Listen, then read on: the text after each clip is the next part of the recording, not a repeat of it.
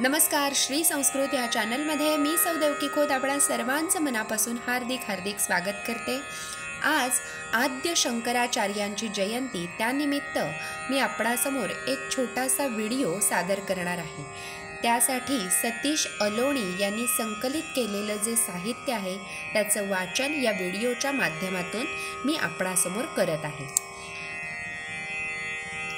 आचार्यांचा जन्म केरळमध्ये मलबारात नीला आणि चरणी नद्यांच्या संगमावर कालटी या गावी झाला. नंबूद्री ब्राह्मणांच्या कुळात आचार्यांचा जन्म झाला.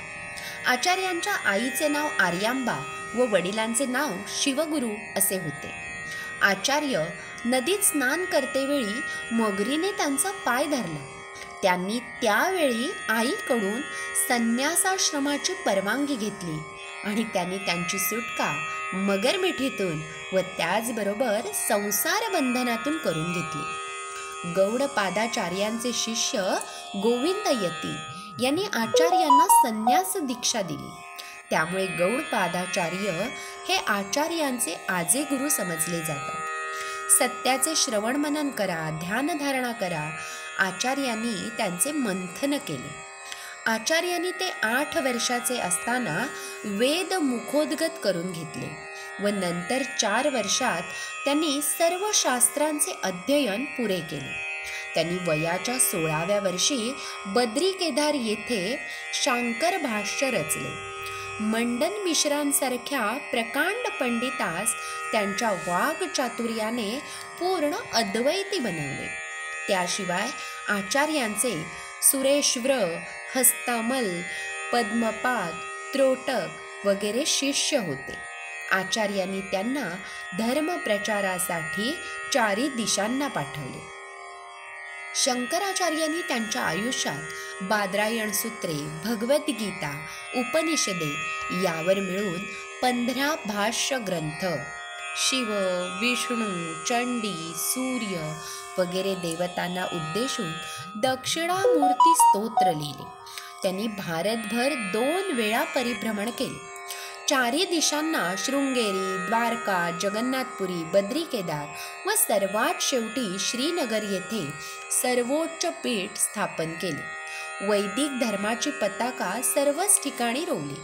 आचार्यांनी वैदिक तत्वज्ञान व वैदिक धर्म या दोहोंचेही पुनरुज्जीवन केले. शंकराचार्यांचा मायावाद ऋग्वेदात अथवा उपनिषद ग्रंथात स्पष्टपणे मांडला नसला तरी माया या शब्दाचा अर्थ देवतेची अलौकिक शक्ती, परमात्मा, जीवात्मा या अर्थानेच तो युक्त आहे. शंकराचार्यांच्या मते ब्रह्मच परमार्थ सत्य, सच्चित्य व आनंद स्वरूप आहे. पाण्यातील सूर्याचे प्रतिबिंब जसे सूर्यापासून निराळे नसते, तसाच अविद्येमध्ये प्रतिबिंबित झालेला आत्मा हा जीवात्मा समजला जातो. अशा या महान स्मृतीला अभिवादन करताना जगाने म्हणायलाच हवे, आचार्य देवो भव. एक महान यती, ग्रंथकार, अद्वैत मताचे प्रचारक, स्तोत्रकार आणि धर्म साम्राज्याचे संस्थापक आद्य शंकराचार्य यांची जयंती वैशाख शुद्ध पंचमीला असते. काजळी धरलेली वैदिक धर्माची ज्योत शंकराचार्यांच्या विशुद्ध आचरणाने व अफाट ग्रंथ निर्मितीमुळे पुन्हा प्रकाशमान झाली. आनंद लहरी, दक्षिणामूर्ती स्तोत्र, चरपट पंजरी, हरिमिडे स्तोत्र, सौंदर्य लहरी ही स्तोत्रे विशेष प्रसिद्ध आहेत. वेदांताचे तत्वस्वरूप समजावून देणाऱ्या तत्ववेत्यांमध्ये आद्य शंकराचार्य यांची योग्यता सर्वश्रेष्ठ दर्जाची मानली जाते. त्यांना अवघे 32 वर्ष आयुष्य लाभले. त्यांनी अलौकिक बुद्धिमत्तेने भारत खंडाला हलवून सोडले. त्यांनी वैदिक धर्माची प्रतिष्ठापना भक्कम पायावर पुन्हा केली. वेद हे ईश्वर प्रणीत आहेत असे त्यांनी प्रतिपादन केले. अलौकिक प्रतिभा, प्रकांड पांडित्य, चाणाक्ष बुद्धी, विरागी वृत्ती व आत्यंतिक तळमळ या भांडवलावर त्यांनी एक धर्मयुद्ध पुकारले. संपूर्ण देश 3दा पालथा घातला आणि धर्माची पुनर्रचना करण्यासाठी देशाच्या 4 दिशांना 4 मठ स्थापन केले.